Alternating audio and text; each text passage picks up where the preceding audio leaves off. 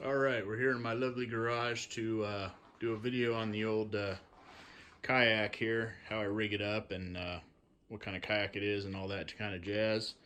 There's the Mighty Sea Spanker, gearing up for another trip to Big Bear this weekend. I'll be up there this coming Saturday. Check things out. Hopefully things work out a little bit better.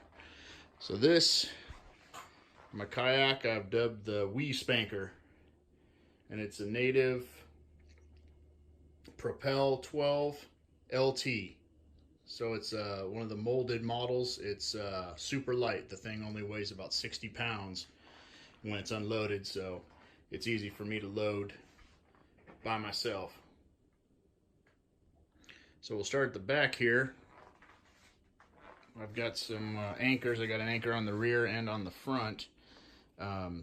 These are what's called an anchor wizard. Not the anchor itself, but this little mechanism deal here, and the chain and the rope goes all the way up to a crank handle up here. So basically all you got to do is turn this handle, anchor will drop, you can set your anchor and then crank it back up and crank down the tension, and it works like a champ. These things are awesome.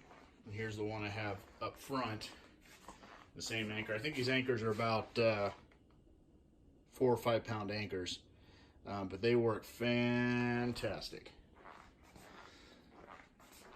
Now back here is where I got my crate, as they call it.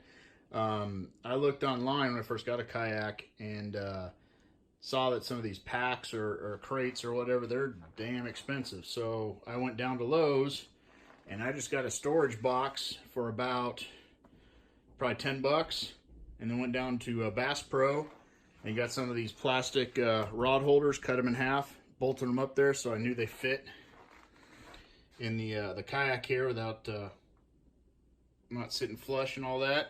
And man, it works great. So then inside, let's open this thing up, I got all my tackle and things, and then right down here I got a little 12 volt motorcycle battery, and I just bungee corded that thing in and drilled some holes there, and that goes up and runs up to my fish finder, which I'll show you that in a minute.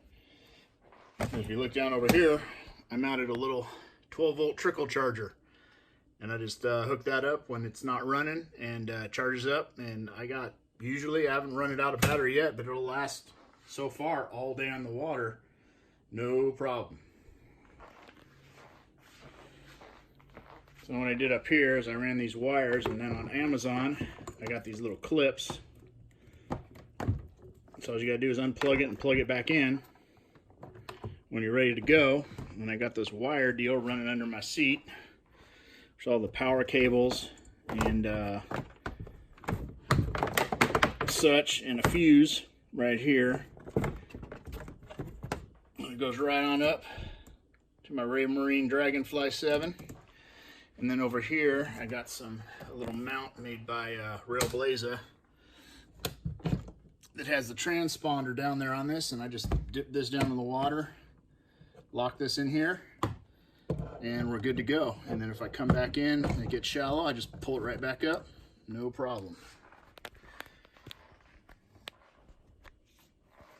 Alright, and then I got these are Yak Attack rod holders, and these are real cool because you can push down and move them wherever you want, and then they lock into place as soon as you let go, right like that.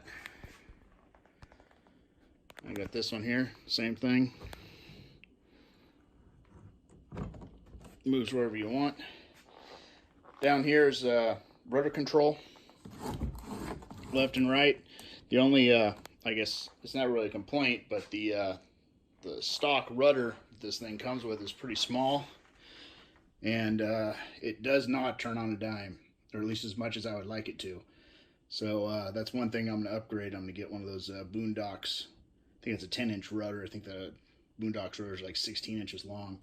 So we get a little bit more responsive turning out of this thing.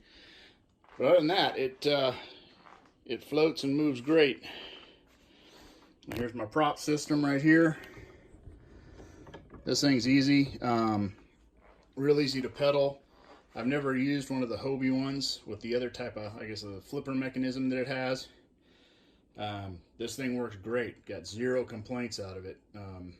I control with it. Getting at 1.2 to 2 miles an hour is barely pushing the pedals. I mean, I'm just barely cranking, so I can do that for a long time. All right, and then as we move up front here, I got another storage compartment. But to be honest with you, I don't really put anything in here. I only go out on day trips. I mean, everything else fits in my my pack back there, my lunch and all my tackle and any water I need, all that always fits back there. I just haven't had any use to put any gear in here. I guess if I was going camping or something, there is a ton of storage in the bow here. If I show you, yeah, you can see in there. I mean, you can put a tent, sleeping bags, all kinds of stuff in there, but I haven't found a use for it yet. And then right here, I rigged up a little pole for another GoPro, but I don't use it too much. I mean, I used it a little bit when I first started, but I started thinking and watching the videos. I mean, who wants to see me on a fishing video? You want to see me catching the fish. You want to see the fish and what I'm looking at. So I may cut this down and put a camera up there, maybe for if I get decent sized fish, take a picture of it or something. But for most of the time, I don't use this too much. But I just used a little, what do they call those, little floor mount steel deals right there that I drilled right into the kayak. And then this is just PVC and some foam. And then a GoPro mount right here. It just screws on and screws off. But one of the coolest things that I've got so far is over here, and these are these Scotty Pontoons. Now they are a little spendy. They're about, I want to say 240, 250 bucks.